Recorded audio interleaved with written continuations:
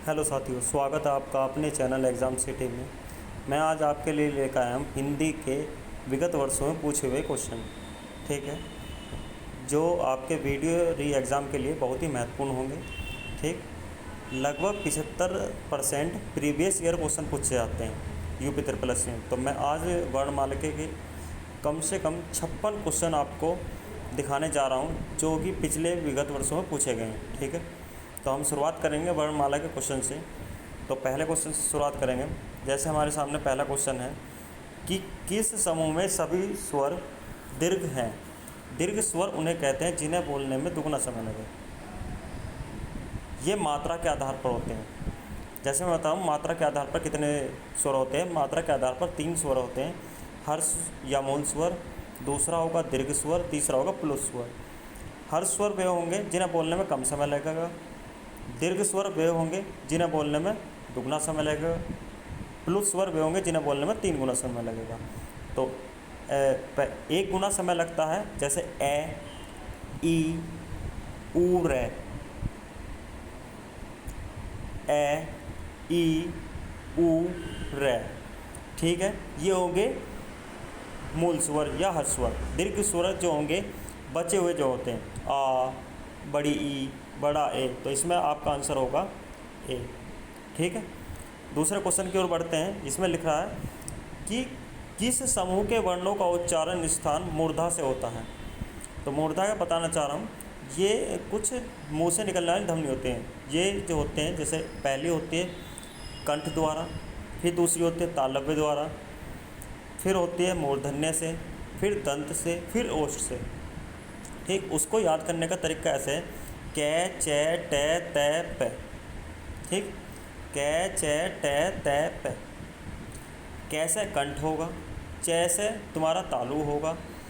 ठीक है, और टे से तुम्हारा होगा मूर्धा। जो टे वाली ध्वनि होगी वो सारी आपकी मूर्धा में आ गई। जैसे इसमें आंसर होगा बी। क्लियर। नेक्स्ट क्वेश्चन की तरफ बढ़ते हैं। लिख रहा है कि निम्न में से कै वर्ग का उच्चारण स्थान कौन सा है। मैंने भी बताया था कै, चे, टे, ते, पे, मतलब कि कंठ जो होता है कै वर्ग का उच्चारण वाला होता है। तो इसका आंसर होगा बी, कंठ। नेक्स्ट क्वेश्चन की तरफ बढ़ते हैं। लिख रहा है कौन सा दीर्घ स्वर नहीं है। दीर्घ स्वर मैंने बताया था छोटे, मतलब जिन्हें बोलने में कम समय लगा है, जैसे ए, छोटी ई, छोटा ऊ और रे। इसमें जो है आपका छोटी ई दीर्घ स्वर नहीं है, ये आपका मूल स्वर है। ठीक है, इसमें नीचे इनका सॉल्यूशन दे रखा है। ये अच्छी बुक है, वैसे यूथ कंपटीशन की बुक है। तो बढ़ते हैं हम आगे। ये यूपी ट्रिपल एससी के लिए बहुत ही महत्वपूर्ण बुक होती है। तो मैं आपको कराने जा रहा हूँ इसमें जो क्वेश्चन दिए हैं, ऐसे ही मैं जीएस के क्वेश्चन कराऊंगा और रीजनिंग के क्वेश्चन भी करा दूँगा। नेक्स्ट क्वेश्चन पर चलते हैं हम। सह षटकोण का उच्चारण स्थल क्या है। ठीक है, सह षटकोण की बात करते हैं। सह षटकोण के बारे में बताऊंगा मैं आपको। ये जो होता है इसका उच्चारण स्थान होता है मूर्धन्य से। किससे होता है?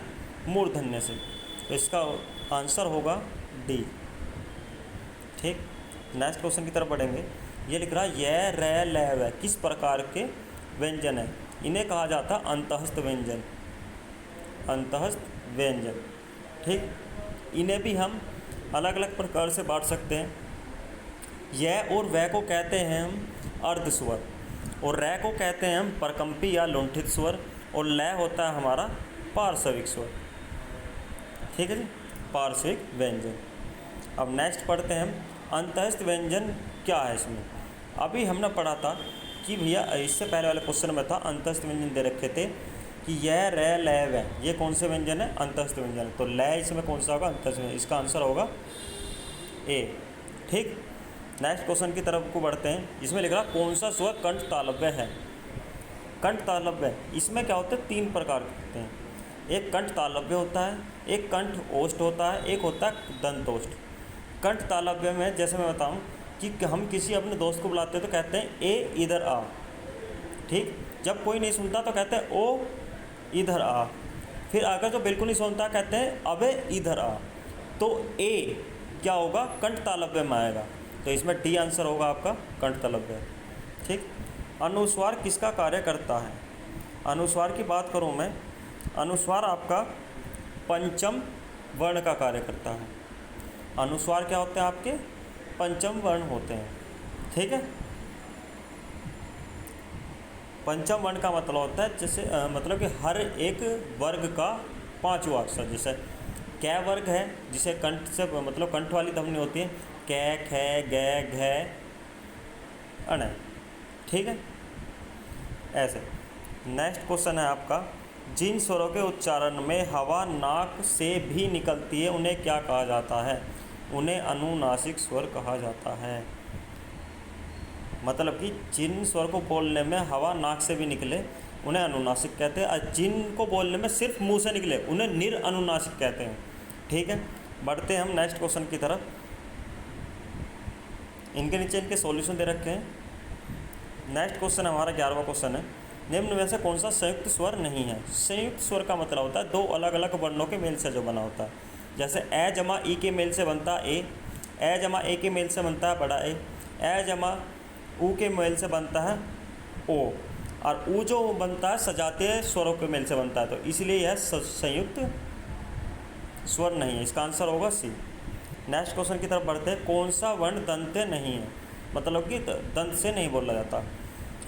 मैंने बताया था आपको अभी थोड़ी देर पहले कि कंठ ध्वनि होती है, एक तालव्य होती है, एक मूर्धन्य होते हैं, एक दंतव्य होती है, एक ओष्ठ होती है।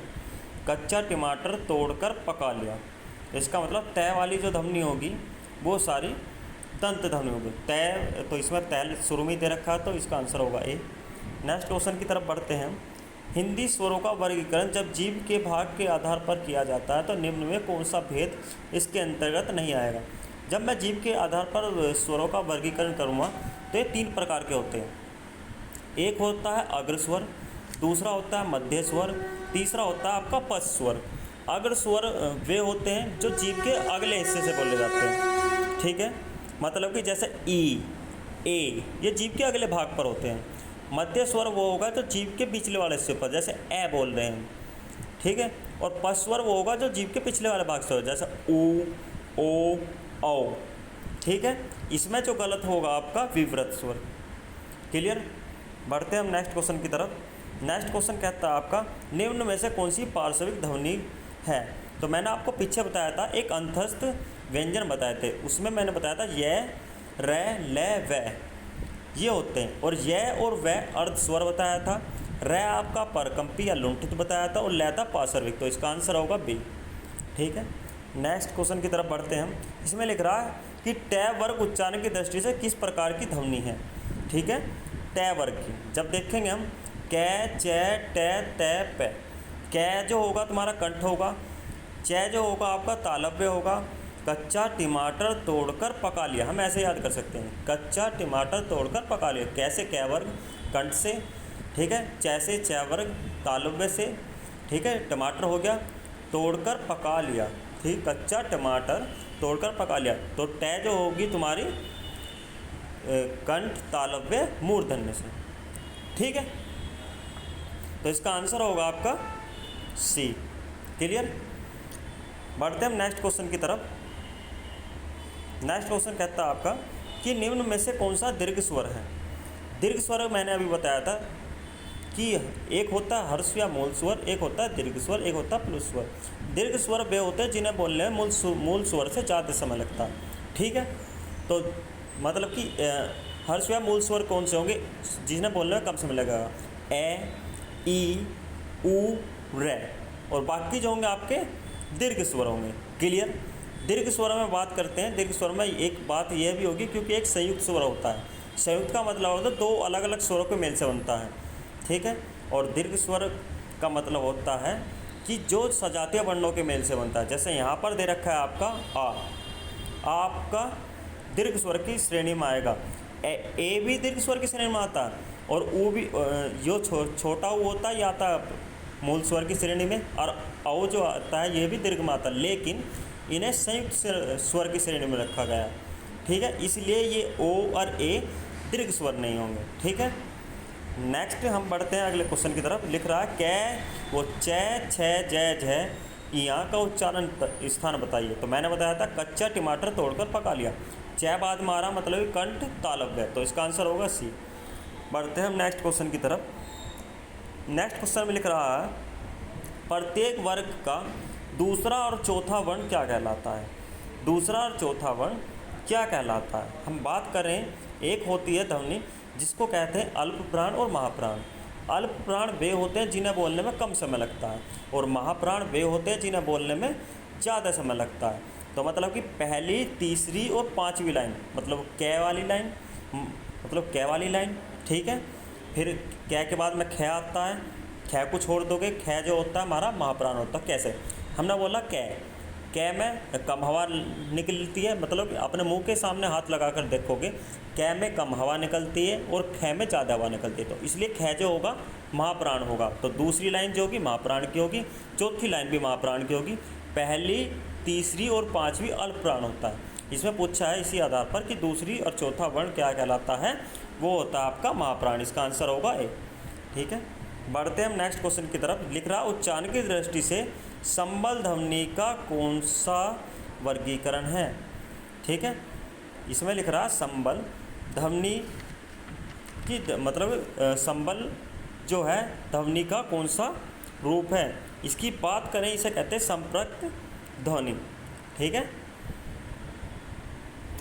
तो नेक्स्ट क्वेश्चन की तरफ बढ़ते हैं। लिख रहा हिंदी भाषा में हर्ष स्वरों की संख्या कितनी है।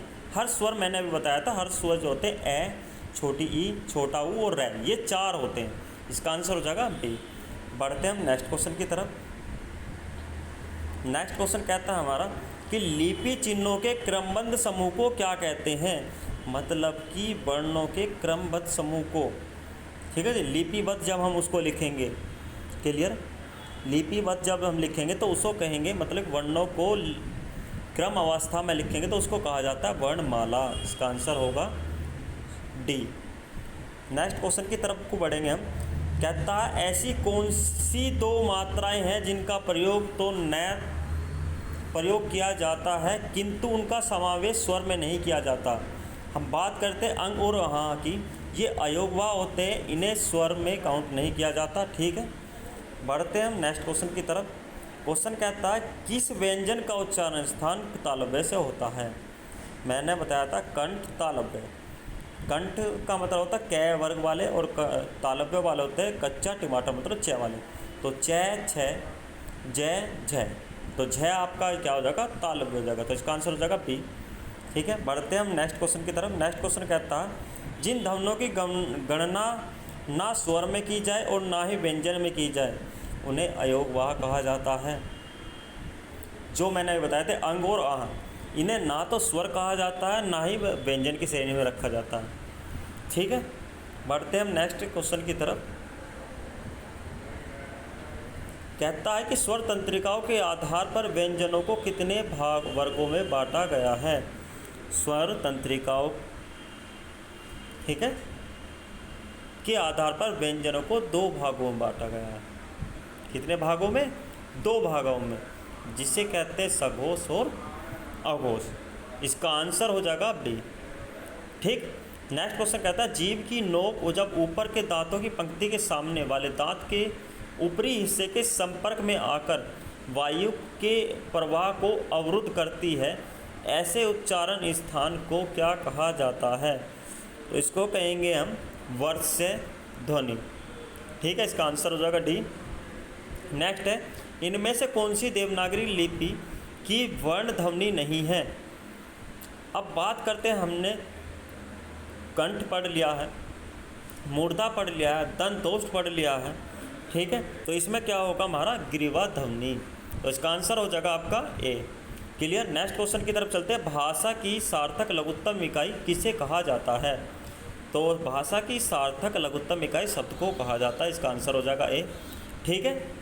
बढ़ते हैं हम नेक्स्ट क्वेश्चन की तरफ। क्वेश्चन कहता है किस स्वर के उच्चारण में दीर्घ स्वर से भी ज़्यादा समय लगता है।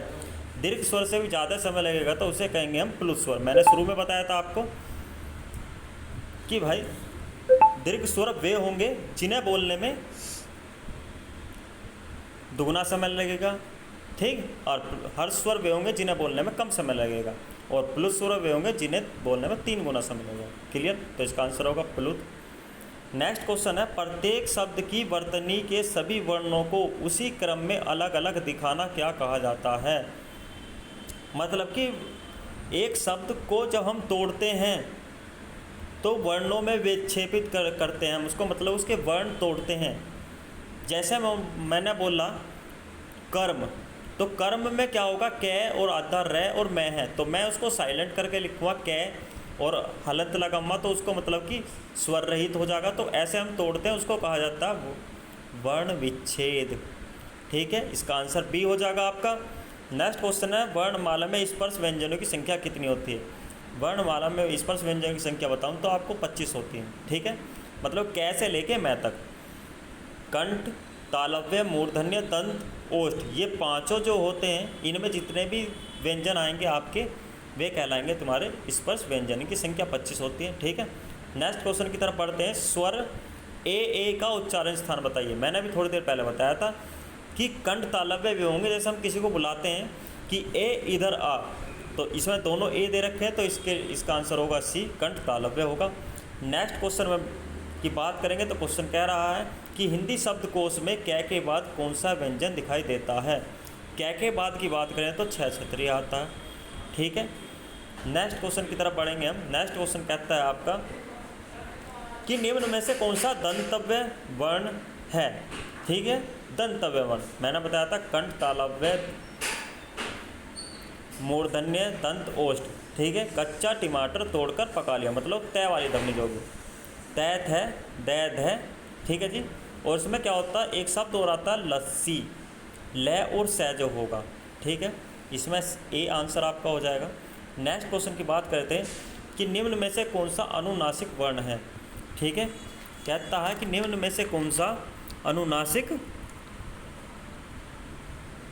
वर्ण है। इसकी बात करते हैं। इसमें अनुनासिक जो होता है पांचवा अक्षर होता है जिसे कहते हैं मैं। ठीक है, प्रत्येक वर्ग का पंचम अक्षर जो होता है। ठीक है, जिन्हें नाक से भी बोल सकते हैं। नेक्स्ट कहता है लय और सह का उच्चारण स्थान। लय और सह अभी हमने पढ़ा था, ये किस ध्वनि में आते हैं, ये आते हैं हमारे दंत में। ठीक, अभी जो हमने पढ़ा था कि भैया इसमें क्या क्या होगा कि लस्सी आता है, लस्सी में लय और सह आता है। ठीक है, नेक्स्ट पढ़ते हैं स्वरों का उच्चारण की बात करते हैं। स्वर जो होते हैं बिना किसी की सहायता के बोले जाते हैं। ठीक है, इसका आंसर हो जाएगा डी, स्वतंत्र रूप से बोले जाने वाले वर्ण स्वर कहलाते हैं। नेक्स्ट क्वेश्चन कहता है निम्न में से कौन सा शब्द प्रयत्न और उच्चारण के आधार पर व्यंजन का वर्गीकरण नहीं है। मतलब कौन सा व्यंजन का वर्गीकरण नहीं है, तो इसमें बात करते हैं हम सघोष, इसका आंसर हो जाएगा। ठीक है, बढ़ते हैं हम नेक्स्ट क्वेश्चन की तरफ। नेक्स्ट क्वेश्चन आपका कहता है कि जिन स्वरों के उच्चारण में दो मात्रा का समय लगता है या हर्ष स्वर से दुगना समय लगता है उनको क्या कहते हैं। मैंने भी बताया था, उन्हें दीर्घ स्वर कहते हैं जिन्हें हर्ष या मूल स्वर से दुगना लगेगा। तो दीर्घ का मतलब होता है यहाँ पर, ठीक, गुरु, उन्हें कहेंगे गुरु। क्लियर, उन्हें द्विमात्रिक भी कह सकते हैं। ठीक है, नेक्स्ट क्वेश्चन कहता है जिस व्यंजन ध्वनि के उच्चारण के समय स्वर तंत्रिकाओं में कंपन होता है उच्चारण स्थान के आधार पर ध्वनि के वर्गीकरण का स्थान बताइए। मतलब कि स्वर तंत्रिका में कंपन हो उन्हें कहा जाएगा आपका काकल्य वर्ण। इसमें जो आता है आपका है आता है। ठीक है, इसमें जैसे नीचे दे रखा है इसका सॉल्यूशन है आएगा। इसमें लिख रहा कौन सा शब्द स्वर का वर्गीकरण नहीं है। स्वर का वर्गीकरण जैसे मैंने बताया था, स्वर का वर्गीकरण करा था मात्रा के आधार पर हर्ष स्वर, ठीक है, मूल स्वर जिसको मूल स्वर भी कहा जाता है, मैंने दीर्घ स्वर बताया था, संयुक्त स्वर हो गया, प्लुत स्वर हो गया, लेकिन द्वित कुछ नहीं होता, द्वित व्यंजन होते हैं। तो इसका आंसर हो जाएगा डी। बढ़ते हैं नेक्स्ट क्वेश्चन की तरफ। कहता है निम्न में से कौन सा मूल दीर्घ स्वर नहीं है।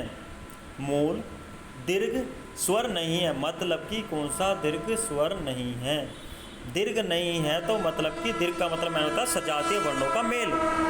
ठीक है, सजातीय वर्णों का मेल आ में हो रहा है, ऊ में हो रहा है, ई में हो रहा है, तो ओ में नहीं हो रहा। तो इसलिए हमें कहेंगे कि भैया ओ जो है संयुक्त स्वर है, ये दीर्घ स्वर नहीं है। बढ़ते हैं नेक्स्ट क्वेश्चन की तरफ। कहता है हिंदी में ध्वनियाँ कितने प्रकार की होती हैं। हिंदी में ध्वनि की बात करें हम तो 2 प्रकार की होती हैं, जिन्हें कहते हैं स्वर और व्यंजन। इसका आंसर हो जाएगा ए। मात्रा के आधार पर स्वर के कितने भेद हैं। मात्रा के आधार पर मैंने अभी बताया था 3 भेद हैं, हर्ष स्वर, मूल स्वर, दीर्घ स्वर और प्लुत स्वर। ठीक है, नेक्स्ट पढ़ेंगे हम जीभ के आधार पर स्वर कितने प्रकार के होते हैं। जीभ के आधार पर भी बताया था 3 प्रकार के होंगे, अग्र, मध्य और पश्च स्वर। इसका बी आंसर हो जाएगा। नेक्स्ट क्वेश्चन है जिनका उच्चारण स्वतंत्रता से होता है और जो व्यंजन के उच्चारण में सहायक होते हैं उन्हें स्वर कहते हैं। मतलब कि स्वर वे होते हैं जिन्हें बोलने में कम, मतलब कि जो दूसरे वर्ण की सहायता ना लेनी पड़े, जो स्वतंत्र रूप से बोले जाएं, और व्यंजन के बोलने में इनकी सहायता जरूर लगती है, इसलिए इन्हें स्वर कहा जाता है। ठीक है, इसका आंसर बी हो जाएगा। नेक्स्ट क्वेश्चन की तरफ बढ़ते हैं। लिख रहा है ई चै छ जय जय इया आदि का उच्चारण स्थान बताइए। मैंने बताया था कच्चा टमाटर तोड़कर पका कर लिया, तो चय आ रहा है इसमें, तो कंठ तालव्य, तो तालव्य इसका आंसर हो जाएगा। सी आंसर इसका हो जाएगा। नेक्स्ट क्वेश्चन कहता है एक से अधिक वर्णों के मेल को क्या कहा जाता है। एक से अधिक वर्णों के मेल को आपका कहा जाता है अक्षर, और ये आपका ग्राम विकास अधिकारी में आया हुआ क्वेश्चन है। ठीक है, जो आपके लिए बहुत ही हेल्पफुल होने वाला है। ये प्रैक्टिस सेट आपका यूथ कंपनी का है, यहाँ से क्वेश्चन अक्सर लगते हैं यूपी SSC में। ठीक है, तो नेक्स्ट क्वेश्चन की तरफ बढ़ते हैं। निम्न में दीर्घ स्वर क्या है। दीर्घ स्वर मैंने बताया था, दीर्घ स्वर कौन से होंगे कि जिन मतलब कि जो सजातीय वर्णों के मेल से बने, जैसे बड़ी ई, छोटी ई और छोटी ई के मेल से बनेगा। ठीक है, और ए जो होंगे संयुक्त स्वर होंगे, क्योंकि ये ए और ई के मेल से बनते हैं। नेक्स्ट क्वेश्चन की तरफ बढ़ते हैं। अंतस्थ व्यंजन कौन से होंगे। अंतस्थ मैंने अभी पढ़े थे कि ये रे ले व अंतस्थ व्यंजन होते हैं। इसका आंसर सी हो जाएगा, इसमें वह आंसर होगा। इसमें अल्प प्राण व्यंजन कौन सा है। अल्प प्राण मैंने बताया था जिन्हें बोलने में, मतलब बोलने में मुंह से कम हवा निकले। ठीक है, हम बात करते हैं यहाँ पे, तो इसका आंसर हो जाएगा आपका ग।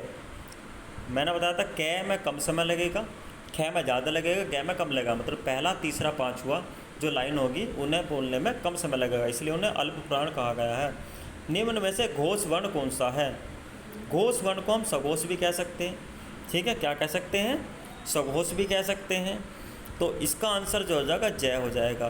कैसे, जो शुरू की 2 लाइन होती हैं कै, ख, चै, छ, तै, थ और टैट है और पैफ है, ये वाली लाइन जो होती है इन्हें कहते हैं अघोष, और बाकी जो लास्ट वाली 3 लाइन जो होती हैं उन्हें कहते हैं घोष या सघोष। हम बढ़ते हैं नेक्स्ट क्वेश्चन की तरफ। नेक्स्ट क्वेश्चन क्या कहता है आपका ओष्ठ वर्ण कौन सा है। ओष्ठ जो होता है पैफ है, बैब है, मैं, ये वाली लास्ट वाली ध्वनि होती है, इन्हें कहते हैं ओष्ठ से।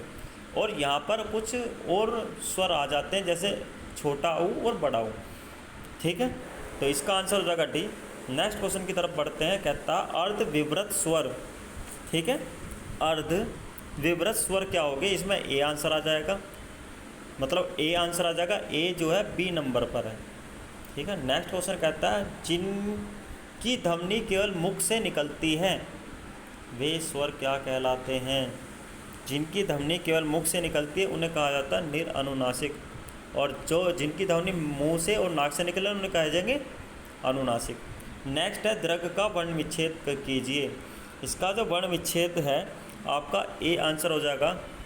ठीक है, कैसे, द पर हलंत लगा देंगे, वो स्वर रहित हो जाएगा, और रै हम लगा देंगे प्लस ग पे स्वर रहित कर देंगे और रै लगा देंगे। इसका आंसर हो जाएगा ए।